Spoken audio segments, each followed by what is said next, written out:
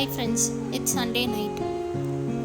வெளியே நல்லா சில்லுன்னு மழை பெஞ்சிட்டு இருந்தது. என்ன சட்னி சாப்பிட்லாம் அப்படின்னு யோசிக்கிறப்ப வீட்டில் கத்திரிக்காய் இருந்தது. சரி, இந்த கத்திரிக்காய் சட்னி பண்ணலாம் அப்படின்னு சொல்லிட்டு கத்திரிக்காய் எடுத்து 4 கீரல் போட்டு அடுப்பில் நல்லா சுட்டு எடுத்துக்கணும்.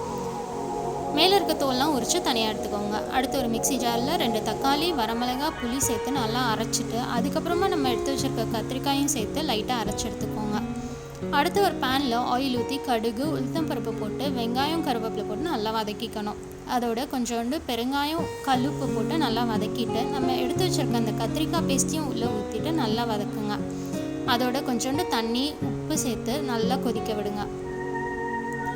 ஒரு 5 நிமிஷம் கொதிச்சதுக்கப்புறம் நம்மளோட கத்திரிக்காய் சட்னி சூப்பராக ரெடி ஆகிடும். யாரெல்லாம் இந்த ஸ்மோக்கி கத்திரிக்காய் சட்னி ட்ரை பண்ணியிருக்கீங்கன்னு தெரியல, ஆனால் டேஸ்ட்டு வேறு லெவலில் இருக்கும். இட்லியோட இந்த கத்திரிக்காய் சட்னி ட்ரை பண்ணுங்கள், டேஸ்ட்டு நல்லாயிருக்கும்.